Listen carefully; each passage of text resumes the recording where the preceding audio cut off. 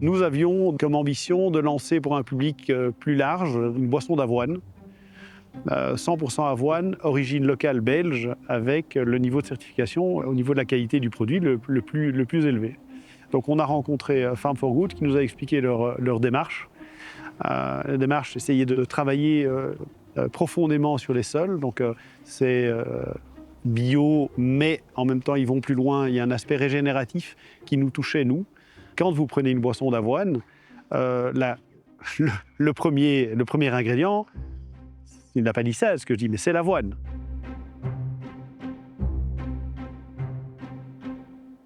La coopérative Farm for Good a pour but de valoriser la production des agriculteurs du réseau. Donc déjà, c'est une coopérative agricole. Elle appartient 100% aux agriculteurs. C'est eux qui prennent toutes les décisions. Mais effectivement, ce qu'on va faire, c'est travailler sur toute la logistique. Donc cette première transformation qui va permettre de sécher, de trier et de proposer des lots homogènes aux industriels. Et puis le deuxième volet, c'est vraiment d'aller sensibiliser les industriels sur les démarches de nos agriculteurs et essayer d'aller trouver un juste prix auprès de ces industriels pour valoriser leur production.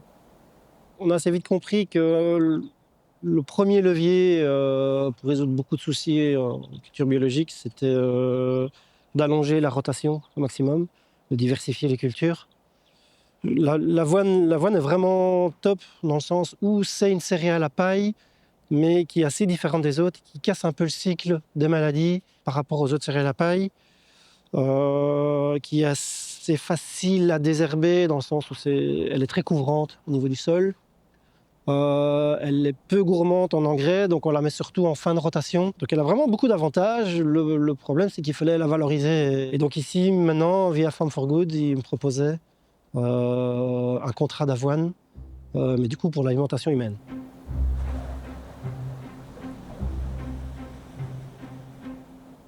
Les agriculteurs étaient motivés de pouvoir intégrer une nouvelle culture dans leur rotation. Donc eux, ils sont toujours demandeurs de pouvoir diversifier leur rotation. Et on a rencontré Bernard, qui travaille pour Récolte et qui fait un lait d'avoine délicieux. Et il a été très sensible à notre démarche. Et donc, après des discussions, il était partant pour passer son approvisionnement auprès du réseau Farm for Good. Et grâce à ça, on a pu commencer avec des nouveaux contrats et commencer à intégrer la culture de l'avoine dans notre rotation.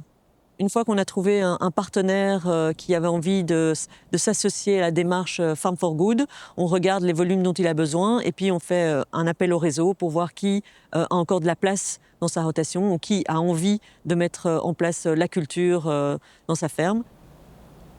Toute cette chaîne qui est créée, très important elle fonctionne autour de certaines valeurs de transparence totale, d'entraide et de partenariat. Ici, chacun essaye d'optimiser son profit, on n'y arrive pas. Donc il faut que chacun se dise, OK, voilà la base, voilà ce qu'on veut payer l'agriculteur, voilà ce qu'un client est prêt à payer, et essayons de faire en sorte maintenant que l'ensemble fonctionne. S'il y a un maillon qui ne joue pas le jeu, ça ne marche pas. Donc pour nous, dans le cas du lait 100% avoine, c'était très important que la grande distribution joue le jeu aussi. C'est important d'avoir un accord cadre avec eux. Ici, le but, c'est d'avoir un impact global, c'est-à-dire faire plusieurs dizaines de tonnes d'avoine par an et faire grandir ce volume-là, de sorte que, de leur côté, Farm for Good puisse convaincre de plus en plus d'agriculteurs de rejoindre le mouvement.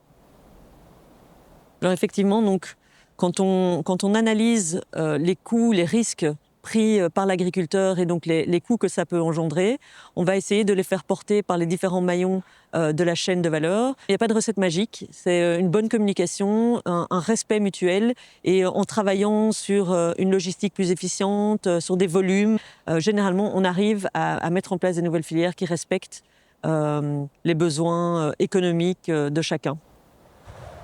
On va proposer des contrats qui assurent un prix et qui va d'ailleurs être payé dès la moisson. Donc on n'attend pas que toute la production ait été vendue avant de payer l'agriculteur. Pour fixer le prix, on part de moyennes liées au coût de culture et de cette marge saine qu'on ajoute. Et une fois que toute la filière aura été valorisée, on regarde quels bénéfices on a pu faire en plus sur la filière et on va le repartager auprès des agriculteurs qui ont participé à cette filière. Et en fait, j'ai trouvé ça assez dingue de trouver une structure qui développe des filières en bio.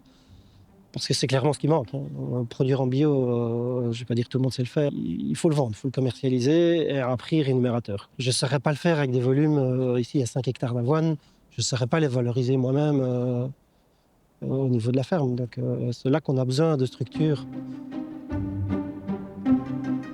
Aujourd'hui, le timing est bon. Les gens commencent à faire plus attention à ce qu'ils mangent, quand ils le mangent, l'origine des biens, et ils commencent à comprendre petit à petit l'impact. Grâce à l'ensemble de la chaîne, on est parvenu à le mettre à un prix qui était tout à fait abordable pour le plus grand public.